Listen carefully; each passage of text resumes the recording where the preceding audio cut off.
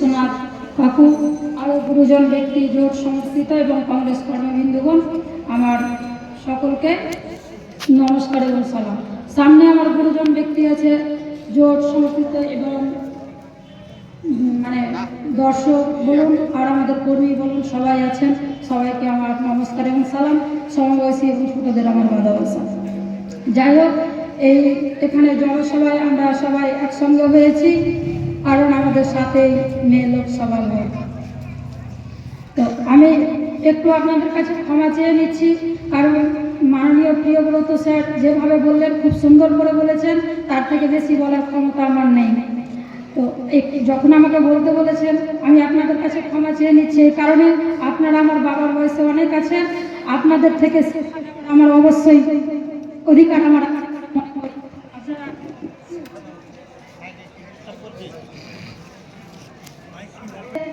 আশীর্বাদ বলুন আর যাই বলুন, আপনাদের কাছ থেকে শিক্ষা নিব। তার জন্য আমি একটু দেখে বলছি, কারণ বলারও একটা ব্যাপার আছে, আমার তো অভ্যাস নেই প্রথম, তাই লেখা নাই, সেরকম পয়েন্ট আছে। তো স্যার তো বললেন অনেক কথায় যে শিক্ষা নিয়ে, কারণ আমাদের আজ এত হাজার চাকরি চলে গেল, কেন গেল? কারণ আমাদের মাননীয় যে মুখ্যমন্ত্রী ওনার দায়িত্ব সঠিকভাবে পালন করতে পারেননি, তার জন্য গেল। আমি অত কিছু বলছি না, সংক্ষেপে বলছি, যেহেতু স্যার অনেক সুন্দর করে বুঝিয়েছেন। যাই হোক, তারপরে আরেকটা পয়েন্ট হচ্ছে যে যারা টিএমসি করেন তার জন্য সত্যি আমার খুব কষ্ট হয়। কেন? আমি একজন মেয়ে থেকে আমি আবার মা হয়েছি, তো আমি আমার ছেলে মেয়েকে যেমন ভালোবাসি ঠিক ভালোবাসি আমি জনগণকে। তাই আমি আমার ছেলে মেয়ের যেভাবে আমি মঙ্গল কামনা করবো, আপনাদেরও মঙ্গল কামনা করবো। কেন টিএমসি যারা করে তাদের প্রতি আমার কষ্ট হয় যে আজ যারা বুঝতে হয়তো পারে না, কিন্তু তারা কি বলবে, বাবা 2024 সালে ইন্ডিয়া জোট থাকা সত্ত্বেও তোমরা টিএমসি কে ভোট দিয়েছো কেন? বাবা, ও তো চোরের রানী ছিল। তাই আপনাদেরকে আমি অনুরোধ করছি, আপনারা কোনো ভুলে ভোট দেবেন না, আপনারা গর্জে উঠে বলুন যে আর কোনো ভুল নয়, আর কোনো ভুল নয়, এবার শুধু হাত। আরেকটা যে আমাদের যে এখন আমাদের সকলের প্রিয় প্রার্থী ইসারা, উনি আমাদের বৈষ্ণবনগরে বারবার বলেছেন যে আমরা আইএনসি করি।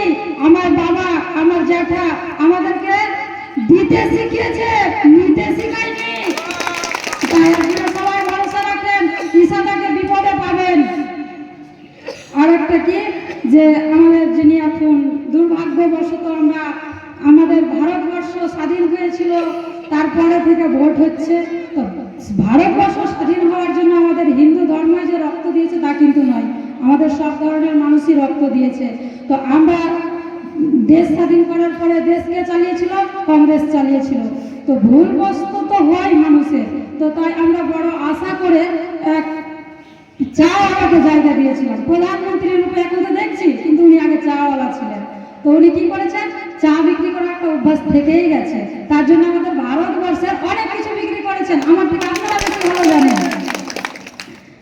আর আমিও একজন সাধারণ পরিবারের মেয়ে, কারণ আমি যেটা হয়তো আমার ছুটে গেছে, কেন বলছি যে আমরা পৃথিবীতে 84 লক্ষ জন্মের পরে পরে নাকি আমরা মানব কুলের সৃষ্টি হয়েছি। তো এত প্রাণী থাকতে কিন্তু অন্য প্রাণী ভাবে না, আমরা ভাবি আজকাল তো কাল কি খাবো। তো সেই সূত্রে আমাদের সব থেকে বেশি যদি নির্ভর করতে হয় তাহলে কৃষিজীবীর উপরে নির্ভর করতে হয়। তাই কৃষিজীবীকে যিনি এই যে প্রত্যেকটা ভোটে ইলেকশনের আগে আগে অনেক একটু সার্কাস খেলা দেখান, অনেকটাই স্যার বলেছেন। তারপরেও আমি বলছি, এবার কি করেছেন, রাম মন্দির করেছেন। পরে কাদের ডেকেছেন? কোটিপতিদের ডেকেছেন। কেন? একজন কৃষককে ডাকতে পারতো না, তাহলে বাকি কৃষকরা ক্ষতি হতো, খুশি হতো, কিন্তু ডাকেননি। কেন ডাকবে? উনি তো গরিবকে পছন্দ করেন না। আর আমরা যারা গরিব হই আর কিছু হই, সবাই তো আমরা ছেলে মেয়ের মঙ্গল চাই, তাই তো? তো এবার আমি নিজের কথা বলছি, আমার ছেলেও আছে মেয়েও আছে। আমি কি বলছি, ভারতবর্ষের সব থেকে যেটা ভালো চাকরি, সেই কাজে যেন আমি আমার ছেলে মেয়েকে যুক্ত করতে পারি। আপনাদেরও তো ছেলে মেয়ে আছে, আপনারাও তো চাইবেন যে আমাদের ছেলে মেয়ে সুখে থাকুক, দুধে ভাতে থাকুক। তো উনি কি বলছেন, আমাদের 2020 সালে বোধহয় করোনা হয়েছিল, বলছে যে করোনা হয়েছে তো হাততালি দাও, থালা বাজাও, মোমবাতি ধরো, লাইট অফ করো, এগুলো করে কি আর অসুবিধা হবে? তাহলে আমরা কেন স্বপ্ন দেখছি যে আমার ছেলেকে ডাক্তার করবো আর কিছু করবো? তো তো তার মানে নরেন্দ্র মোদী অবজের মতো কথা বলছে। কখনোই নরেন্দ্র মোদীকে আর দ্বিতীয় সুযোগ দিব না প্রধানমন্ত্রী হওয়ার।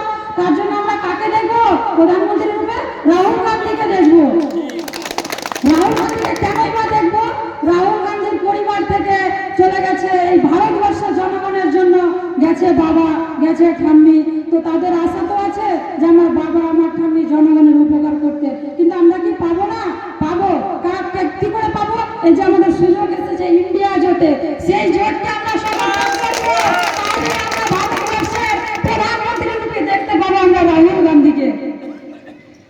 আর আর একটু যেটা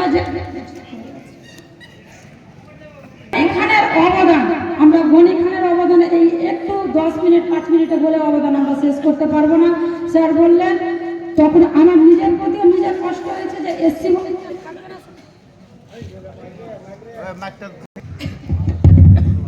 তাহলে কি আমাদের আশা থাকবে না এসসি ওবিসি? কারণ আমরা যে কোনো চাকরির ফর্ম ফিল আপ করি, আমরা এসসি ওবিসি যারা আছি তারা ছাড় পাই, কিন্তু তার পাবো না বলছে।